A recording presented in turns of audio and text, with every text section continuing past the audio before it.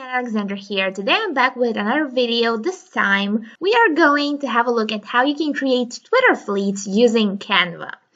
Now at the moment I am making this video, there is no option to find Twitter fleets among their templates, but just note that the size is the same as the one for Instagram stories. So you can really look among these templates here, or the ones for LinkedIn stories, depending on your business area. If you want Twitter fleets oriented towards business, selling maybe to a B2B market, then you might want to look here. While if you are into creating highly visual fleets, maybe selling to a business to consumer market, then you are better off looking among the Instagram story template. Now, I really advise you to look through all of these templates and see which ones match your style. As you are looking through them, you might want to favorite some of the ones that match your branding and your brand's vibe, so you can differentiate a simple design such as this one from other designs that are more girly or preppy with decorative elements. Again, mark all of the ones that match your brand. And as you see, once you add one story to your favorites, you can go and see all of your favorites from all your folders, likes, and here you will have your own templates, elements you want to reuse, anything like that goes in here. Before making any changes, one trick I want to show you is on your home dashboard. From here, you will go to your brand kit. And if you have the Pro version of Canva, you can actually change your brand colors. Now, these are my current brand colors, but I suggest having maybe a darker color like black or dark brown or dark blue, so you can use it for text. And I'm going to show you how these brand colors work. Also keep in mind you can have a brand logo, font, anything that will help you keep a consistent design throughout all of your posts.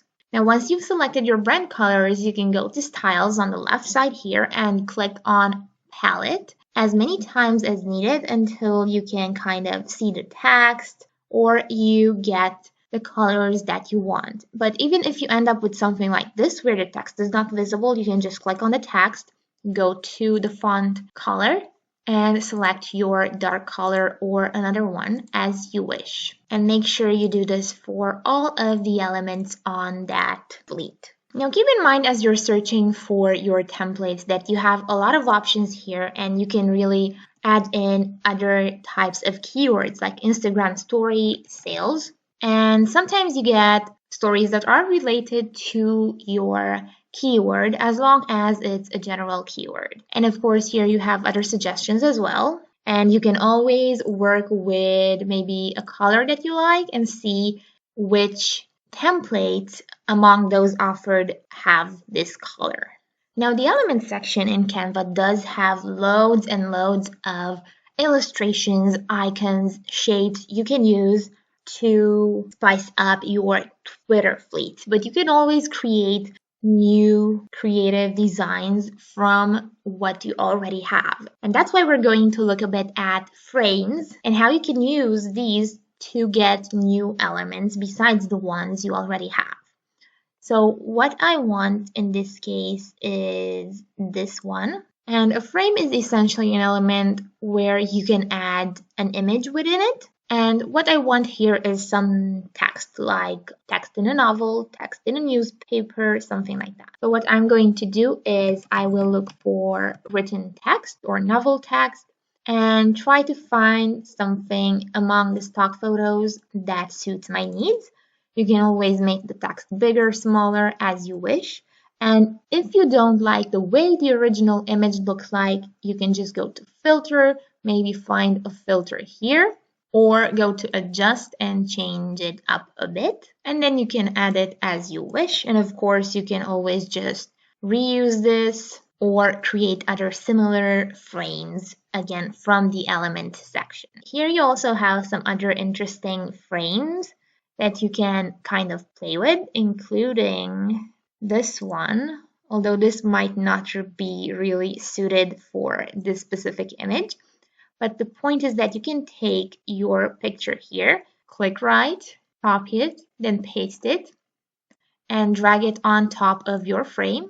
And then you're going to paste the same image again and add it here. And you're just going to move it around, maybe make it slightly bigger so that it looks like you have a ripped image instead. And you can just remove the one in the background, make this larger, and maybe send this here to the front.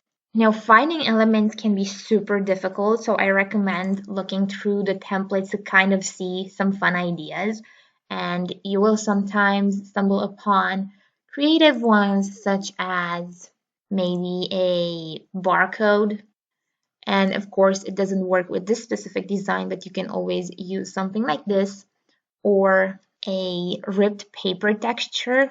This one actually works here, and you can always add this like so, or find something like this. And do not worry if maybe the positioning is not right. You can always rotate this, just make it larger. And if you don't like the color, don't worry, you can again go to adjust it a bit and really just change it as it's needed. There's always the filter options again. Now let's see another style of fleet you can create. In this case, an animated one. So you have this one. You can honestly just add on your styles or opt for a pre-existing one that's popular and trending within the Canva community at the moment. If you see maybe an idea that you like, you can just take it and maybe add on your own images. In this case, I'm going to use stock photos and look for some shoes. And don't worry if they have the background, because Canva has this amazing effect, which is the background remover. So you're going to click on it, and depending on the size of the image and its complexity, this can be done in a couple of seconds. Of course, you can get creative and actually go for more complex images, such as this one. Again, click on background remover. And if you get something like this, which is obviously not perfect, you can just zoom in. And on the left, you will have two brush options to basically restore some of the image that has been deleted.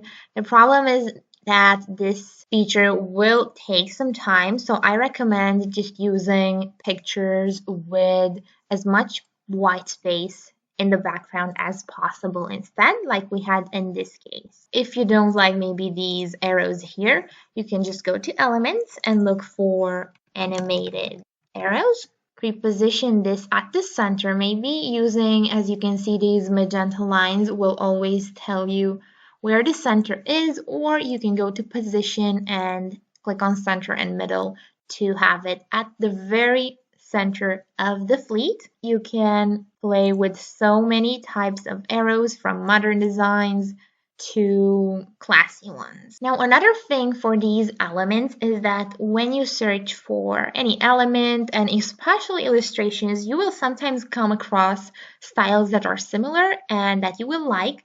So you want to favorite these and have them at hand at all times. So you can go to these three dots where you will get an idea of who the creator is, who can use this illustration. Of course, you have some other keyword ideas, so you can search for these again in case you need some inspiration.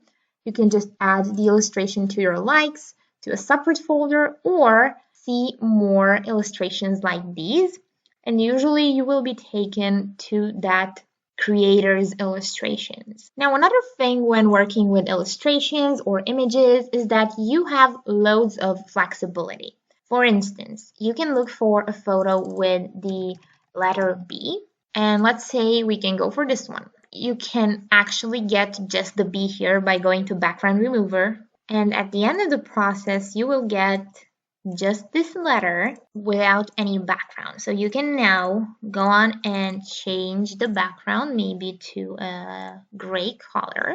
And for this B, you can always add on some effects to create maybe a specific color pop, In this case, I am opting for this marine from the color mix effect.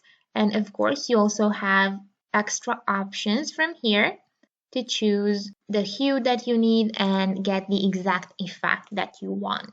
And then you can just go maybe to your text section and add in some of the font combinations that are more interesting here, like this neon pattern, which you can actually create from the effects section by going to neon and obviously working with the exact intensity of this.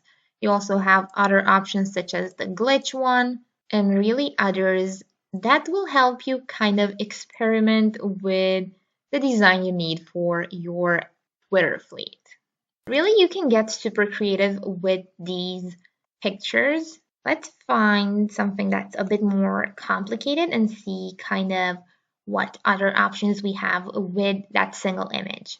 Okay, so I'm going to take this image and I'm deleting the ones I currently have as well as the background.